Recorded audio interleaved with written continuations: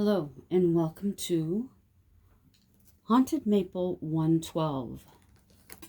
I will be reading an original story today. It is called, that's my cat sneezing. It is called A Touch. The last of the drunken Halloween revelers stumbled toward home as I made my way to work. I stand alone on a transit platform. I can sense straggling spirits making good the time they have, reluctant to go back behind the veil. I picture them weaving among streetlights, playing among a cascade of falling leaves. A fierce wind plays havoc with branches, bending them this way and that. Strong trunks slightly sway in the forest steaming through. I pull up the hood of my winter coat and thrust my hands into the pockets. A taste of winter has made its way here. Lost in my thoughts, a touch to my shoulder causes me to turn round. Standing behind me is an old woman with gray hair. Without opening her mouth, I hear her speak. "I didn't want to die this way," she begins. "He pushed me in front of the train. It was so quick, I didn't feel much of anything. I thank God for that." I asked why she was still here. She told me a locket had fallen from her, and she needed my help to find it. I explained many things had changed, that it may have already been found. She assured me it had not. Her clothing suggested she had lived in the early 1900s. She was persistent with me. Seeing no one else around, I began the search. "I see it," she shouted. "Over there by the wall." Her ghostly finger pointed. I explained at length the reason why I couldn't retrieve it. She told me I must, so she could be at rest. Reluctantly, I climbed down off the platform and rushed to the wall. Nothing was there. I implored her to tell me where it was before the train came. It is at this point she let out a maniacal laugh. "There is no locket, you silly girl. Here I stand on a blustery November morning, waiting for my train. The old woman is nowhere to be found. Maybe it was a dream. I shake away the feeling. The train pulls in, and I stand to the side. A few people enter the train with me. There, at the end of the aisle, is the old woman. 'Welcome aboard, my dear.' She disappears. I have an uneasy feeling until my station. I alone exit the train. Making my way along the usual route, I note how quiet it is. Arriving at work, I reach for the door. But I can't grab it. It's then I think back. Now it is me who stands on the platform to warn away the unsuspecting living from the edge, to warn of the gray lady. So if you are alone on a November morning, alone and a gray lady speaks to you, run for your life. I hope you enjoyed that. I enjoyed reading it for you. Now I'm going to look through and see what haunted locations that I'm going to tell you about. I'm going to be telling you about Mackenzie House, which is located in Toronto. Mackenzie House is in Toronto, Ontario, and it was the home to the first mayor of the city, William Lyon Mackenzie. He passed away in a second-floor bedroom in 1861.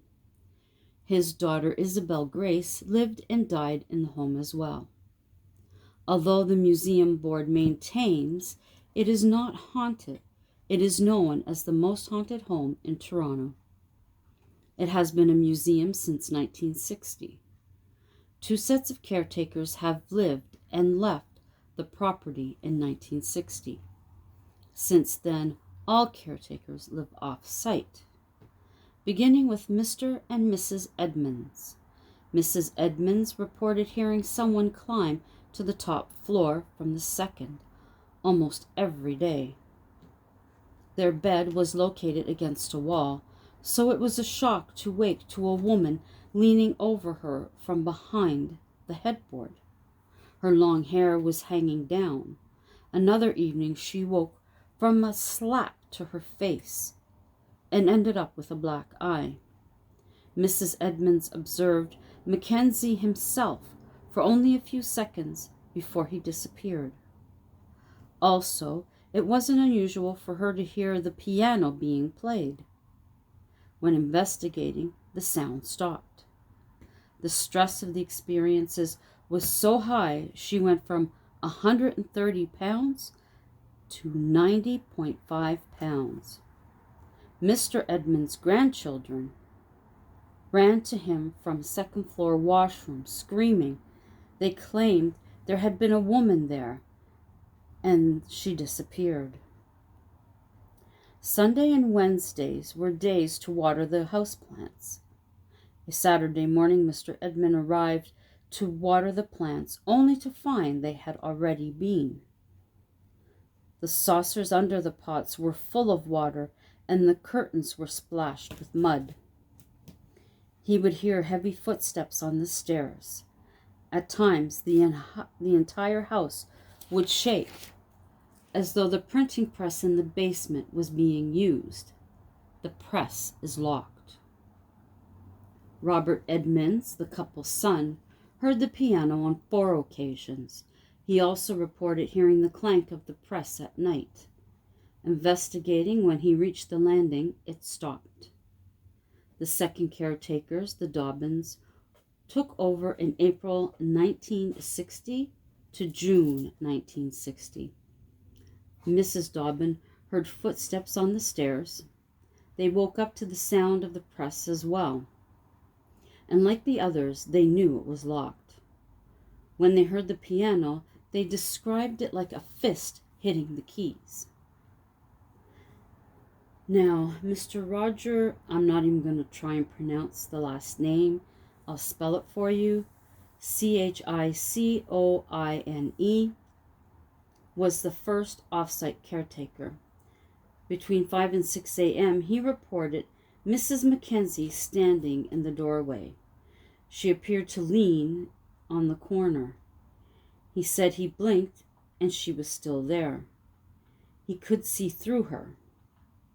The hair stood up on his head. When he moved, she disappeared. Mr. Mackenzie died to an epileptic seizure.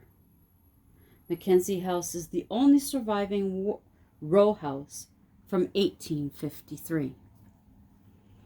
Now this next one is a favorite of mine. It is in regards to Lord Dufferin. This is the story of a dream Lord Dufferin had. He was a Governor General, the Queen's representative in Canada, from 1872 to 1878. This dream he had 2 or 3 times. He was standing at his window at midnight, and a coffin slowly moved towards him. In a new dream, a dark figure dragged it. He could not make out any features. He backed away from the window with his eyes closed. When he opened them, the figure and the coffin were gone. His aide suggested it was a warning of death. When leaving Canada for Paris, he told his aide he had a vision. It was the dream, but he was awake and he could see the figures this time. Arriving at the Grand Hotel in Paris, he meant to take the elevator. As he stepped inside, he observed the others and the lift operator. To his horror, the operator was the figure he had seen in his vision. Quickly, he jumped from the elevator before the doors closed. He watched as it climbed to the 5th floor before falling down the shaft. Help came to the rescue the injured and removed the dead. The operator was among them. It was his first day on the job. Lord Dufferin thanked his aide. He never had the dream again. That is one of my favorites. I hope you enjoyed this little snippet, and I will be back soon with another story and some other snippets of haunted locations in Toronto and Ottawa and across Canada, and I hope you'll enjoy them. Please check out the few other videos I have here. I do plan on doing another spirit box at the graveyard, and hopefully a few other locations as well. If you are new to my channel, welcome. Consider becoming a subscriber. If you do, remember to click the notification bell. And if there are the other videos here, if you like them, please give them a thumbs up, drop me a comment, and share them out with someone else you think may be interested. And until we meet again, sleep tight.